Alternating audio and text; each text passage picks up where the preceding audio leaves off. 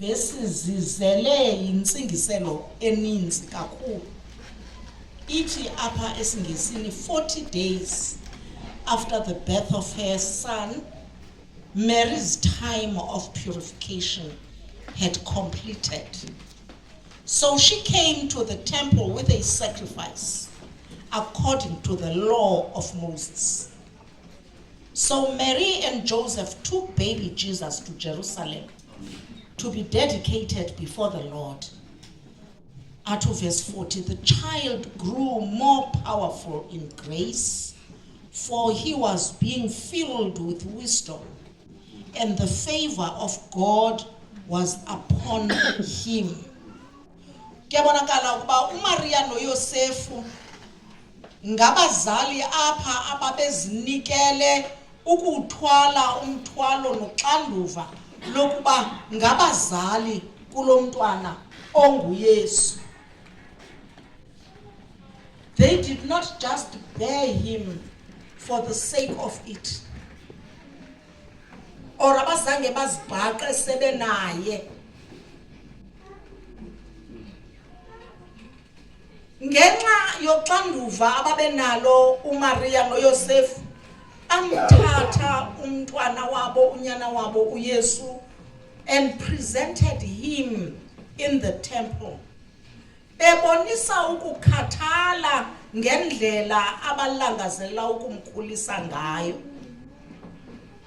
In fact, lento babeyenza yayingaphumi kubo. It was a requirement uThixo awayenayo. For all the children ababezalwa, God expected this for each child ozelwe. Even for his perfect son, the Son of God, yinto eyayilindelekile le kuye bethuna. Now umbuzo, angaphi abantwana abaqenqeleka kwezi zitalathu zalapha eGinsberg abangasoze bona ke baziswe phambi kukaThixo ngolu hlobo okokuba olule langalo yakhatha imfutshane ukuba ingasindisi, abachukumise ngabanye, abeke kubo intsikelelo evela kuye and seal them for him. Ngoba unento enkulu ayithethayo uThixo ngaba bantwana. Uthi ngabam. Uthi ngabam. Uyazi ngale mini kukho into enkulu eyayisehla eJerusalem, abantu bengaqondi, ezihlela bezinyukela ezitalatweni bengaqondi ba kukho into enkulu engumangaliso eyehlayo namhlanje njengalapha eGinsberg. Okokubana abantu bebenokuqonda, bebeyakusondela, singabi nandawo yakungena apha kweli bandla bethunana.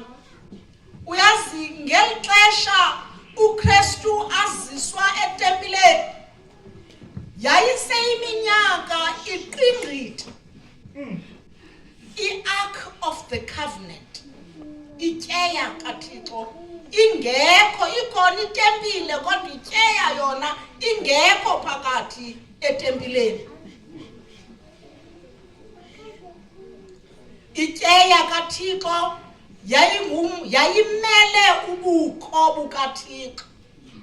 Ngoba ukhe wathi xa ethetha noMoses, ndakheleni umnquba ukuze ndihlale phakathi kwenu. Susela okokubana itempile yakwaSirayeli yaseJerusalem yonakaliswa ngamabhabheli, zange ibuye ibe khona ubuqu bayo ngaphakathi. Le meko yanaba de kwakufikelela kwixesha letempile kaHerode ingekho ityeya yomnqophiso ngaphakathi etempileni. Kude kwafika ixesha lokubana kungene olusana lunguYesu luthwelwe nguMaria noYosefu ngaphakathi kwahlahlamba indoda enkulu. Umprofeti wavakala esithi nokuba ke ngoku ndingafa usizalisile isithembiso obusenzile kum, ngoba ndilubonile usindiso lungena ngaphakathi etempileni kaYehova.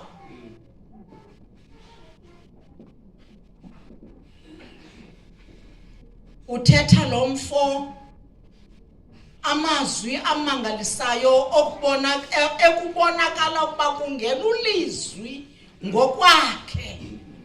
Ulizwi ekukhe kwathathwa amacwecwe alungiswe nguMoses wawanikela kuThixo, wabhala uThixo ngomnwe wakhe amazwi alishumi ayemele uKristu ngokwakhe umthetho kaThixo osisiseko soburhulumente bakhe. Emva kokuthula okukhulu kwaSirayeli, isithukuthezi sento namhlanje kungena usana olugungqisa abaprofeti ekuhleli umoya kaThixo phezu kwabo. Akungena uKristu, kuyabonakala okokubana kungene umsindisi ngokwakhe. Kungene ukukhanya kwisithabathaba sobumnyama ebesigubungele uSirayeli. Kungene ithemba elingunaphakade kwaSirayeli. Ndivumele ndithi ngaloo mini kwangena usalvation, kwangena ulight of the world, kwangena hope of all nations, the desire of nations. Kungene yena ngaphakathi, kodwa namhlanje uthi uThixo avumeleni abantwana beze kum ningabale, ngokuba ubukumkani bamazulu bubo babo anjalo.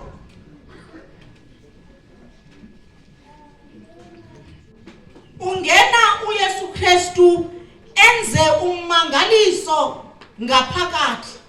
Ndifunda kunye nani kwincwadi kaMalaki chapter 3 verses 1 and 2. Yabona, ndiyakuthuma umthunywa wam agece indlela phambi kwam. Iyakuza ke ngesiquphe etempileni yayo inkosi leyo niyifunayo. Kwa umthunywa womnqophiso enimlangazelelayo, yabona uyeza, utsho uYehova wemikhosi. Ngubanake onokuyinyamezela imini yokuza kwakhe. Ngubanake onokuma ekubonakaleni kwakhe.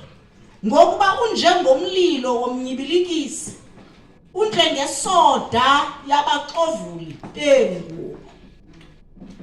Kuza umnyibilikisi ozomnyibilikisa isono phakathi kwethu. Kuza ophethe isoda yokuxovula kwabaxovuli, ezokususa amabala amabi amnyama esono phakathi kwethu. Uthi ulizwi ngokwakhe isikhanyiso ebumnyameni, avumeleni abantwana eze kum. Ngokuba kuqale yena wangena tanci etempileni yakhe. Ungene ngaphambili uYesu Kristu evula indlela ukuze abantwana abancinane angene amiswe phambi kwakhe. Injongo enkulu yakhe ikukubana abeke phezu kwabo intsikelelo esingenawuze siyiqonde thina kakuhle, intsikelelo eza kubathwala phakathi kwezanzwili zobubomi, intsikelelo eza kukhula nabo ibahambisele kwimimango ephakamileyo, intsikelelo efana nentsikelelo esikhe sayibona kuMoses owayengxanyelwe ngoqebe nezilwanyana ezidlavulayo zasemanzini, kodwa uThixo ngokuba nalo mntwana uye waziswa kuye, wambiyela ngothango lobungcwele bakhe ukuze kungakusondeli bubi kuye, wonyulwa kulo manzi naphakathi kwezo zilwanyana ziloburhalakume kwimilambo yaseYiputa, wonyulelwa kwibhotwe lale kumkani ebimisa umthetho kokubana mababulawe abantwana, ingakumbi abazelwe ngexesha likaMoses. Wenje njalo uThixo ukubasikelela abantwana, uyababiyela ngothango uThixo abantwana abancinane, uyababiyela ukuze indlela yabo yokuhamba bekhulela phambili ithi ngqo. Wakhula uMoses de wagila nemikhuba wabulala omnye, kodwa ekubalekeni kwakhe wamane ekhumbula imfundiso unina awayezimisile phezu kwakhe. Zamzinga ezimfundiso sele kwintlango yakwaMidian, kwenzeka okokubana uThixo aziveze azityhile kuye. Ndivumeleni bethunana ndithi uThixo uyalangazelela okokubana simnike abantwana abelidini eliphilileyo phambi kwakhe. Nkosi mfundisi ngalavisi. Babelidini eliphilileyo phambi kwakhe ukuze ekukhuleni kwabo akhulele ekulandeleni amanyathelo akhe, anyathele phezu kwamanyathelo kaThixo njengoko yena ewabalule wawamisa, elungiselela ubomi obungcono, ubomi obuthe ngqo. uMoses ukhula hayi kwindlela egudileyo, ukhula hayi kwiimeko ezivulekileyo, ukhula phakathi kweemeko hayi ezivumayo, kodwa ukhula phantsi kwesandla sikaThixo. Uzalisa ivesi ayimisayo uDavide kwindumiso 127 athi onyana anjengotono kulowo esandleni seJoni. Bethuna uThixo ubalungisile abantwana ukuze ezintolo zijikijelwe kude apho thina singaziyo, kodwa apho uThixo amise iziseko zakhe eziza kubaganga zibakhokele zibasa phezulu kwintaba yaseJerusalem. uMoses uhamba ahlangane nerefiner ivuthisa umlilo wayo entlango. Kwanyanzeleka uMoses azikhumbule uba ungumuntu makakhulule imbadada aqubude kuThixo. Nababantwana aza kuhamba bahambe ngokuba beza kunikelwa kuThixo njena, aza kuhamba bahambe adibane with the refiner's fire. Umlilo ongazukubadla ubagqibe, kodwa ngumlilo oza kudla bonke ububi obungaphakathi kwabo, kushiyeke kuphela yonke into enyulu ngabo. Into uThixo anakho ukuyisebenzisa yena ngokwakhe ukuze aba bantwana bafane noMoses njengenkokheli eziphuma izandla esisemi ngazo unanamhlanje. Sithi kuzo zonke inkokheli ezikhe zakho ayikho inkokheli enje ngoMoses. Babonakala bengaqondakali, sibadelele, sibathulisa, sibangcolisa, shushing them all the time kodwa uThixo yena oliso linzulu ubona izinto esingaziboniyo kwaba bantwana. Ubona izinto esingaziboniyo kubo.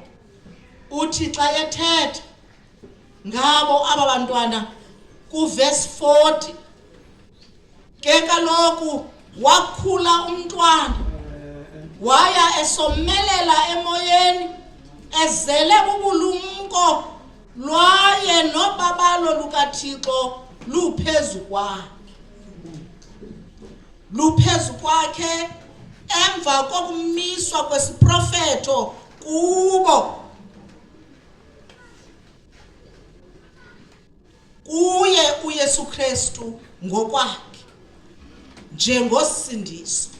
Ndivumeleni ndithi naba bantwana banamagama avela kuThixo ngokwakhe, amagama ekuza kufuneka bewazalisile ngokwe-will kaThixo, ngokwentando kaThixo. Wakhula lo mntwana onguYesu waye esomelela emoyeni. Ngumthandazo wam ngale mini okokubana xa abantwana sisolula izandla zethu phezu kwabo, nabo baza kwenjenje ukukhula, bekhulela phambili, bekhulela besondela kwintaba yaseZiyoni,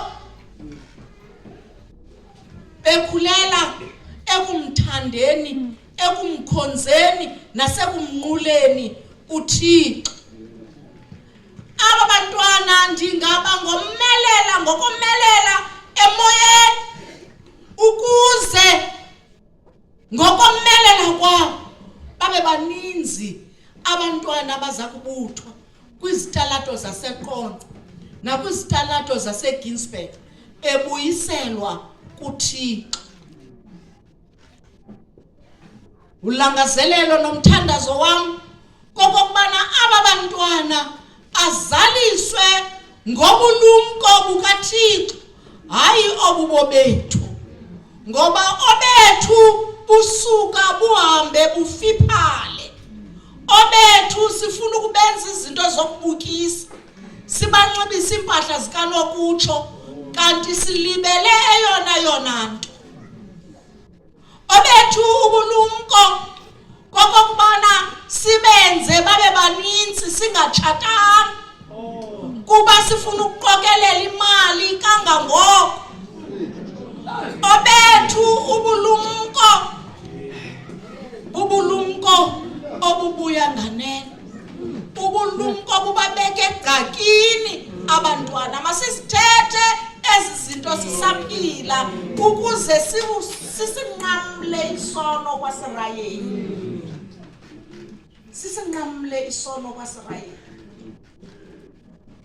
Ayeka abantwana ukuzala abantwana ngaphandle komtshato, ngoba umntwana ukuze agqibelele udinga ukuba nomama notata. Intombi nonyana bethu mabafunde ukumoyika uYehova kwakaloku njena, awabuyisa amanyathelo abo abuyele kuThixo, abuyeke obabo ubulumko.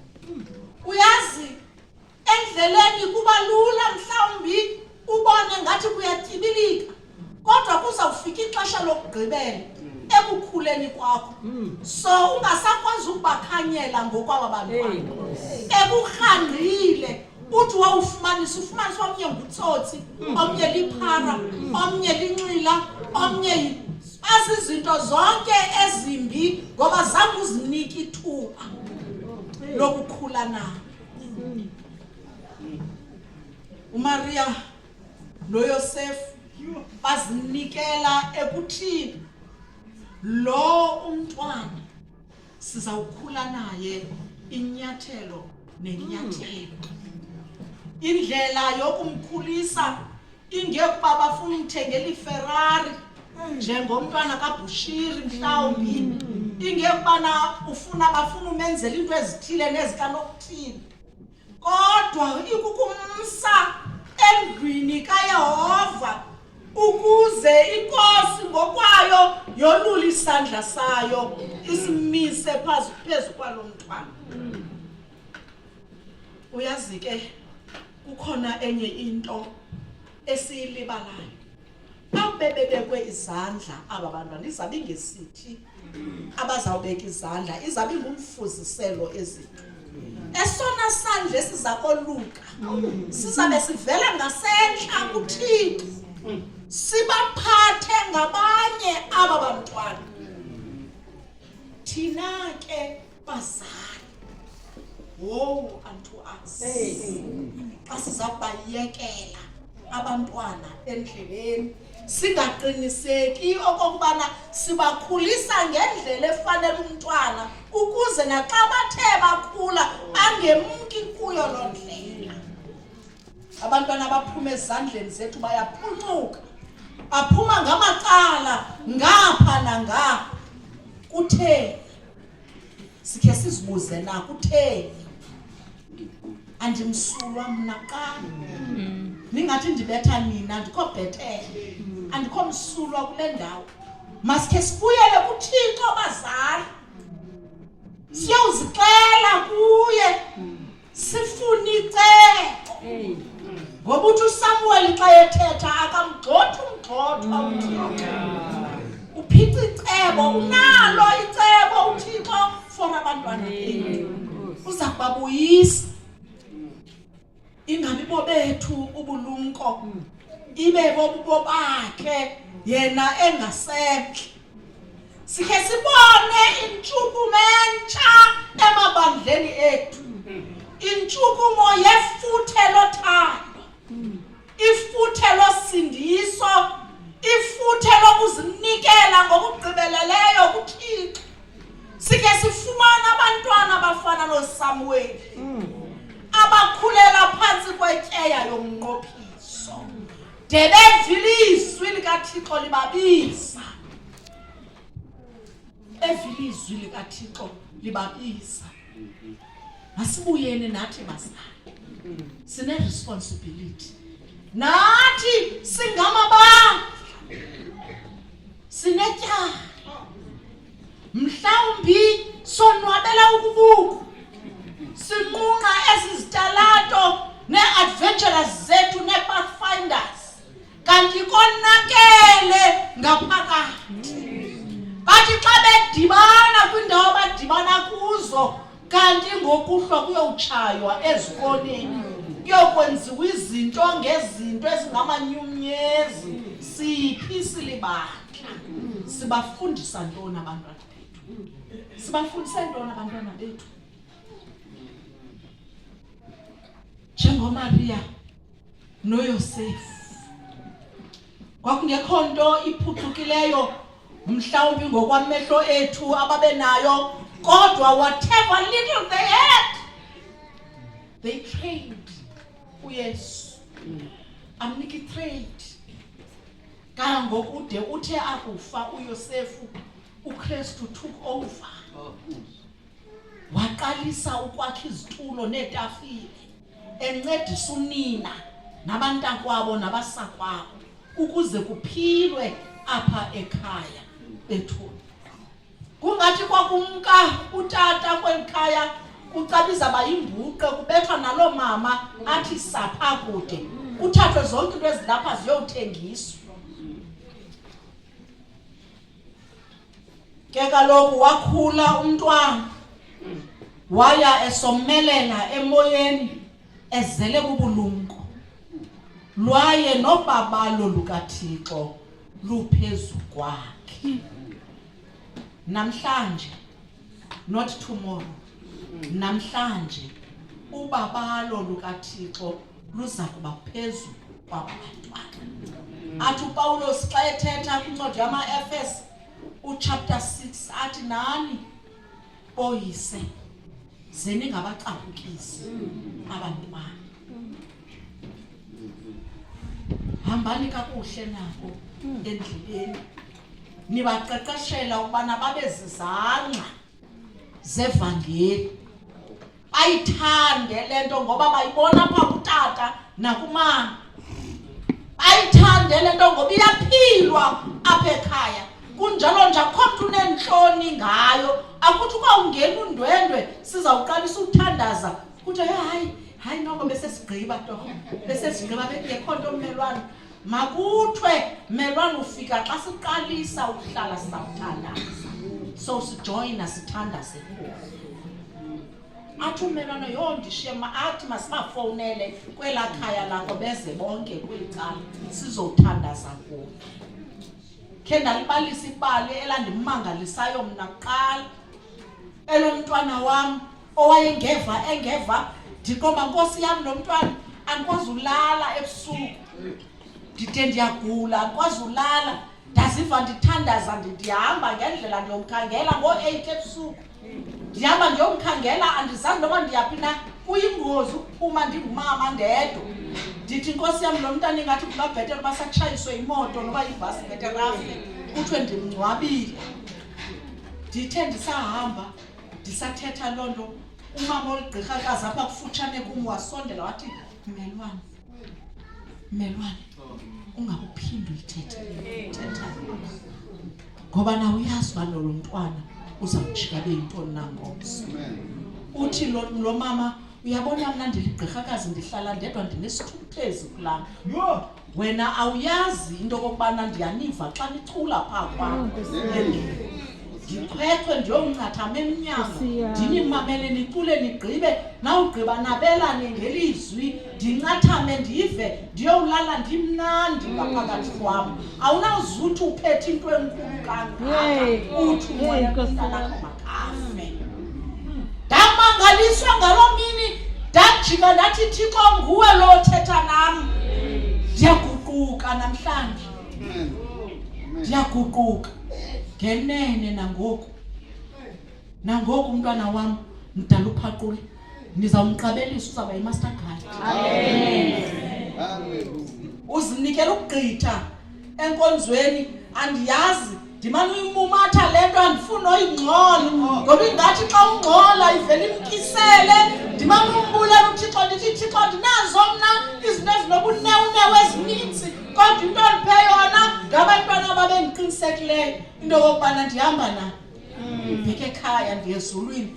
Bethuna masizameni bazali, masizilahle zonke ezi zinto besisithi isifundo bethuna na all these things that create weights esisisalela ngasemva, masisuke kuzo, siyekele isiqhamo somoya, sidlala indima yaso ebomini bethu, sizokubona izinto ezimangalisayo uThixo asawuzasenzela zona ngabantwana bethu. Masibabange abantwana bethu kongendawo, sibacenge bandla, sibacenge nangosele badala, sibacenge lokokubana bangashiyekeli ngasemva. Siyokungena kunye nabo ebukumkani. Namhlanje uMaria noYosefu basibonisa ummangaliso wokuthatha umntwana wakho umsondeze kuYesu Kristu. Yena uza kubeka intsikelelo phezu kwakhe. Mhlawumbi niyiva le nto, uKristu uThixo uzawubeka intsikelelo phezu komntwana wakho. Once wasibeka isandla sakho uThixo phezu komntwana wakho, akawaphinda mve uSathane.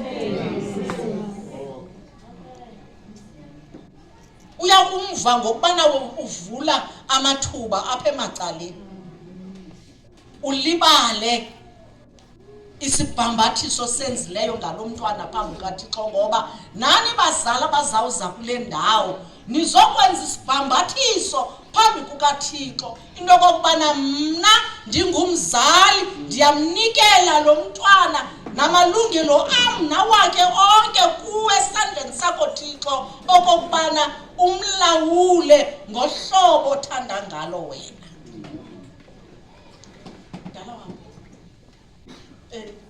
endicela sibabize ukwenzela uThixo azosolula isandla sakhe phezu kwabo abantwana.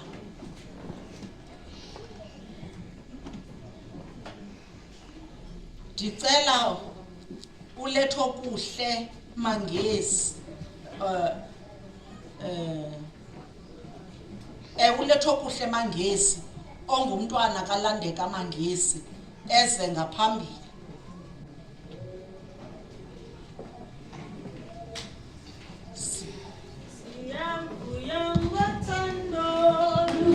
Sonwabisa sisenza sinyamekele abanye abantu uNthixo uthanda thina sifuna ukufana naye siyavuya ngothando sonwabisa senza sinyamekele abanye abantu.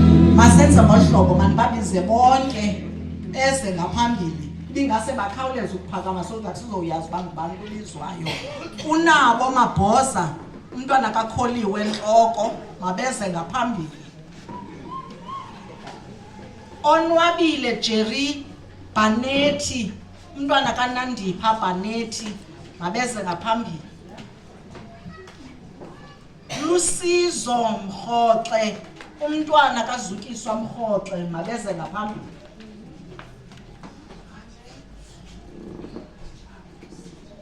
Athayanda Nqayi umntwana kaPhumela Nqayi makeze ngaphambili.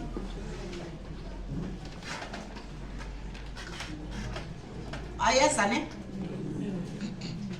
Uowam Minini umntwana kaSiphokazi Minini.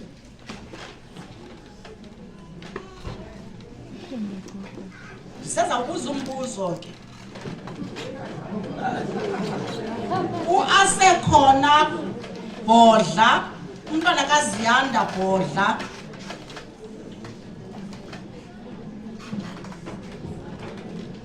Esothando Bodla umntwana kaYonela Zukiswa Bodla.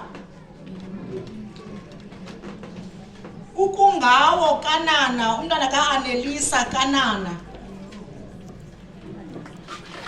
Uzamlulo Sothuko umntwana kaBongiwe Patricia Sothuko. Unakhane Sothuko umntwana kaBongiwe Patricia Sothuko ngabantwana bomntu omnyama. Uahlumile Tayi kaNcebakazi Tayi.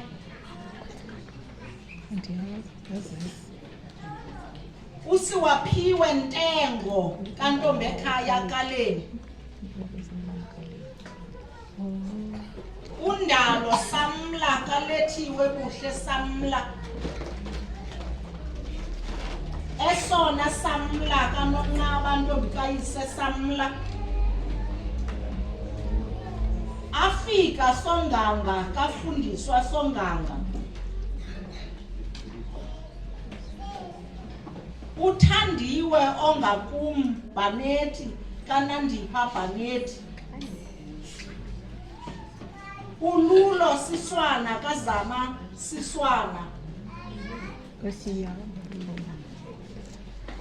Sesothando Kinana kaSinesipho Kinana.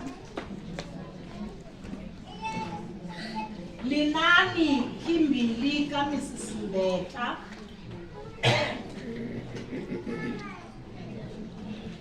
Riyalebuha Avishai Mancho kaRithabile Mancho. Mivuyo Madosi kaNombeko Madosi. Simlindile Solani kaZoleka Ndaba.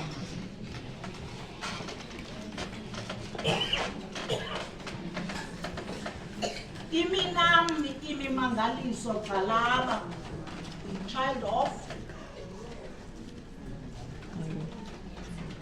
kanabazali lona umntana.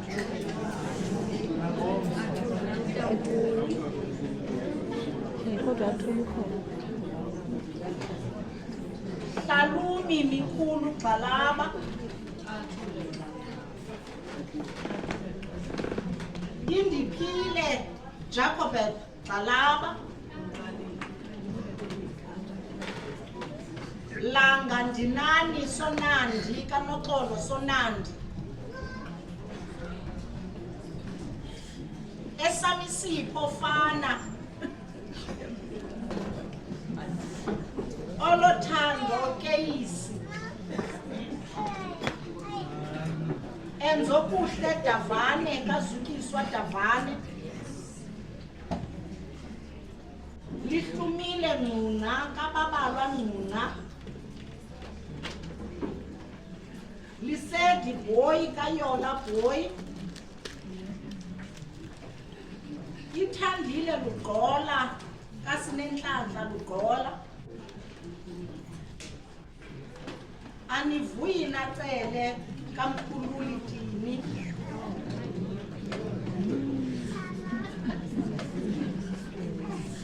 Keyisi Ambesiwe kaNolutsha Ziya, Keyisi Luniko kaNolutsha Ziya, Khuboni Sesona kaNolutsha Ziya,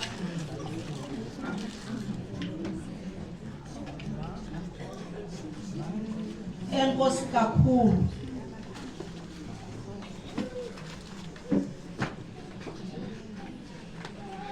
Ndibona